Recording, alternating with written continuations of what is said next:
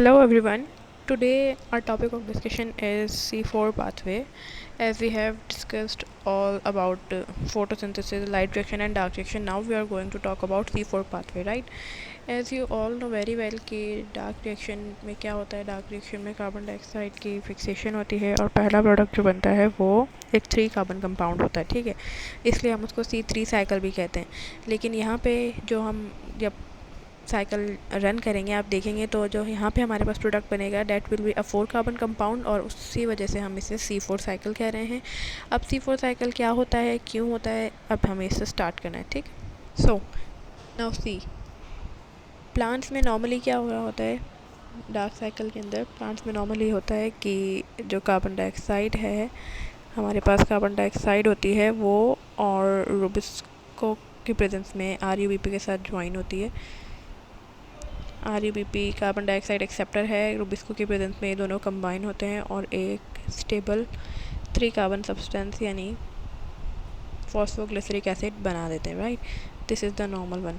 अब आपको अच्छी तरह पता है कि यहाँ पे जो एंजाइम यूज़ होता है डेट इज़ दी रूबिस्को. ठीक, रूबिस्को कहलाता है. इसके आप लास्ट के जो 2 लेटर थे ना C एंड O, इस पर अगर गौर करें तो C is for carboxylase and O is for oxygenase. Right, ribulose, bisphosphate and carbon dioxide join होते हैं रूबिस्को के प्रेजेंस में. अब रूबिस्को 2 तरह से काम कर सकता है, यानी ये RuBP को कार्बन डाइऑक्साइड के साथ भी ज्वाइन करवा सकता है और ये RuBP को ऑक्सीजन के साथ भी ज्वाइन करवा सकता है. ठीक है, डिपेंड करता है कि कॉन्सेंट्रेशन किसकी ज़्यादा है. अगर तो कॉन्सेंट्रेशन कार्बन डाइऑक्साइड की ज़्यादा होगी तो ये नॉर्मल फोटोसिंथेसिस का पाथवे रन करेगा. लेकिन अगर कभी कभी प्लांट्स में जिस तरह होता है कि ऑक्सीजन की कॉन्सेंट्रेशन ज़्यादा हो जाती है, देन उस केस में RuBP ऑक्सीजन के साथ कंबाइन हो जाता है रूबिस्को की प्रेजेंस में और एक वेस्टफुल प्रोसेस होना स्टार्ट हो जाता है जिसे हम फोटो रेस्पिरेशन कहते हैं.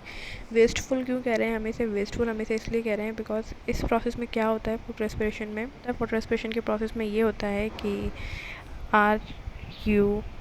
RuBP ऑक्सीजन के साथ कंबाइन हो जाता है. किसकी प्रेजेंस में, रूबिस्को की प्रेजेंस में.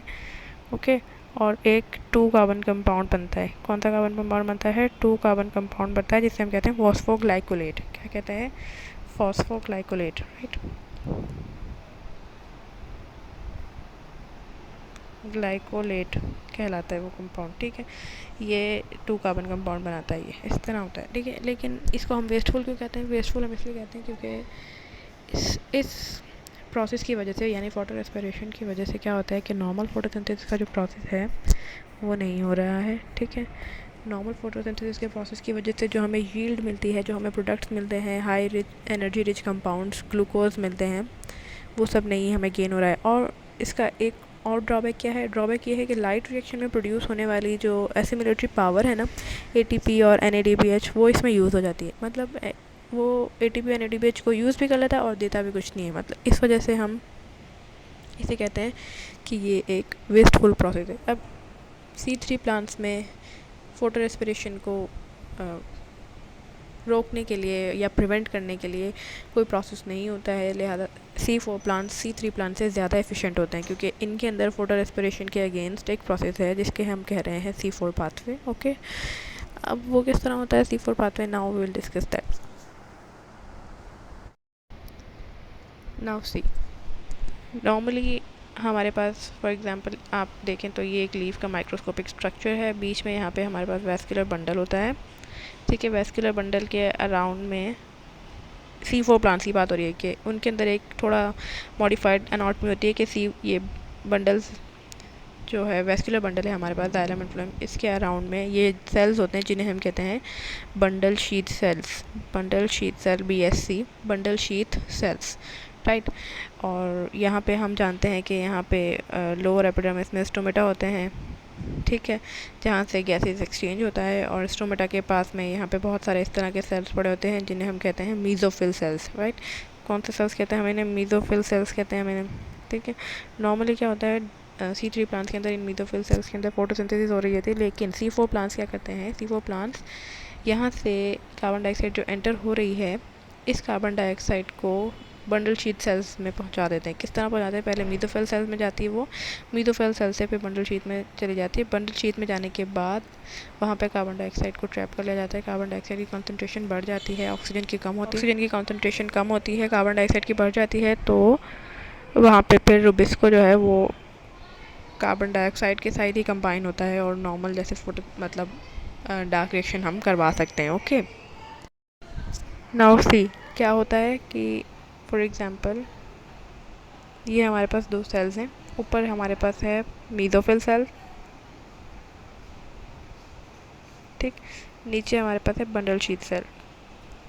कार्बन डाइऑक्साइड क्या होती है? कार्बन डाइऑक्साइड नॉर्मली यहाँ पे स्टोमेटा के थ्रू मीथोफिल सेल्स के अंदर एंटर होती है। अब हमें इस कार्बन डाइऑक्साइड को बंडल शीट सेल में पहुँचाना है, तो हम किस तरह पहुँचाएंगे? यहाँ पे क्या होता है, यहाँ पे एक सब्सटेंस होता है जिसे हम कहते हैं PEP यानी phosphoenol pyruvate, right, phosphoenol pyruvate.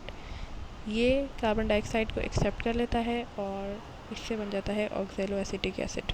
क्या बन जाएगा? Oxalo acetic acid.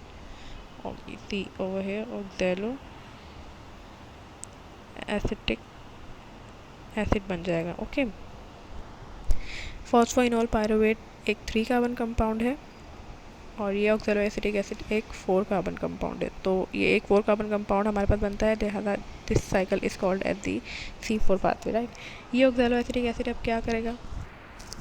Oxalo acetic acid अब कन्वर्ट हो जाएगा मैलिक एसिड में, रिड्यूस होकर ये एक और एसिड बना देगा जिसे हम कहते हैं मैलिक एसिड। ये भी एक 4 कार्बन कंपाउंड है। मैलिक एसिड अब मीथोफिल सेल से ट्रांसफ़र हो जाता है बंडल शीट सेल के अंदर, राइट। बंडल शीट सेल में आ जाएगा malic acid. Bundle sheet cell में आने के बाद मैलिक एसिड जो है वो कन्वर्ट हो जाता है एक न्यू एसिड के अंदर जिसे हम कहते हैं pyruvic acid. But pyruvic acid एक 3 कार्बन कंपाउंड है और मैलिक एसिड एक 4 कार्बन कंपाउंड है। तो यहाँ पे एक कार्बन लॉस होता है in the form of carbon dioxide. Okay, this pyruvic acid is then again transfer to the mesophyll cells और ये कन्वर्ट हो जाता है फॉस्फोइनोल पायरुवेट में। यहाँ पे ATP आता है और फॉस्फोराइलेशन करवाता है। एक ATP यहाँ पे यूज़ होता है, राइट। पायरुविक एसिड को फॉस्फोइनोल पायरुवेट में कन्वर्ट करने के लिए यहाँ पे एक ATP यूज़ होता है, राइट। सो ये आप अगर नोट करें कि carbon dioxide bundle sheath cells के अंदर मौजूद है जो कि मीथोफिल सेल्स में आई थी नॉर्मली, ठीक है। कि यहाँ पे कॉन्सेंट्रेट होती जाती है और इस वजह से रुबिस्को एंजाइम कार्बन डाइऑक्साइड को RUBP के साथ कंबाइन करवाता है और नॉर्मल डार्क रिएक्शन का प्रोसेस चलता है। नॉर्मल डार्क रिएक्शन का प्रोसेस में कहाँ चलता है? नॉर्मल डार्क रिएक्शन का प्रोसेस में यहीं चलता है, बंडल शीट सेल्स के अंदर ही चलता है नॉर्मल डार्क रिएक्शन का प्रोसेस भी इन C4 प्लांट्स के अंदर, right. So now see here, let me revise it for you. Carbon dioxide enter होती है स्टोमेटा के थ्रू मीथोफिल सेल्स में।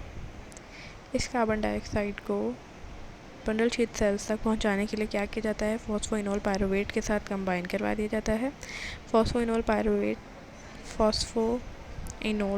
के साथ कंबाइन करवा दिया जाता है। फॉस्फोइनोल पायरुवेट क्या करता है? फॉस्फोइनोल पायरुवेट और कार्बन डाइऑक्साइड कंबाइन होते हैं और बना देते हैं ऑक्सैलो एसिटिक एसिड। यहाँ पे एक एंजाइम काम करता है, उस एंजाइम का नाम है पेप कार्बोक्सिलेज। क्या नाम है? PEP, फॉस्फोइनोल पायरुवेट कार्बोक्सिलेज लगा देंगे एंड में। ओके, उस एंजाइम का नाम है पेप कार्बोक्सिलेज, PEP और कार्बोक्सिलेज। इस एंजाइम की या पेप केस भी कह सकते हैं आप इसे। इस एंजाइम की प्रेजेंस में ये वाला रिएक्शन होता है, कार्बन डाइऑक्साइड और फॉस्फोइनोल पायरुवेट की कॉम्बिनेशन होती है और ऑक्सैलो एसिटिक एसिड बनता है जो कि रिड्यूस होकर मैलिक एसिड बना देगा। मैलिक एसिड फिर बंडल शीट सेल में ट्रांसफ़र हो जाता है, वहाँ से फिर ये कार्बन डाइऑक्साइड को लूज़ करता है और पायरुविक एसिड बना लेता है। PEP 3 कार्बन कंपाउंड है, कार्बन डाइऑक्साइड के साथ कंबाइन होकर ये ऑक्सैलो एसिटिक एसिड यानी 4 कार्बन कंपाउंड प्रोड्यूस हो जाता है। मैलिक एसिड भी एक 4 कार्बन कंपाउंड है और ये कार्बन डाइऑक्साइड को लूज़ करके एक 3 कार्बन कंपाउंड बना देता है। पायरुविक एसिड फिर बाद में यहाँ पे फॉस्फोराइलेशन के बाद दोबारा PEP प्रोड्यूस करता है। फॉस्फोराइलेशन किस तरह से होती है? यहाँ पे ATP की प्रेजेंस में फॉस्फोराइलेशन होती है। ये जो कार्बन डाइऑक्साइड प्रोड्यूस हुई है बंडल शीट सेल्स के अंदर, ये कार्बन डाइऑक्साइड अब केल्विन साइकिल में जाएगी, रुबिस्को की प्रेजेंस में RUBP के साथ कंबाइन होगी और फॉस्फोग्लिसरिक एसिड यानी PGA बनेगा जो कि फिर आखिर में हमारे पास G3P बना देगा जिससे हम ग्लूकोज बनाएंगे, राइट। और ये केल्विन साइकिल का प्रोसेस C4 प्लांट्स में बंडल शीट सेल्स के अंदर ही होता है, right. So hope you got it. If you have any question, ask in the comment section. I'll try to answer you as soon as possible. If you like my video, please subscribe to the channel, give it a thumbs up, and also share it with your friends, right? So we will now meet in the next lecture with a new topic. Till then, bye bye. Thanks for watching.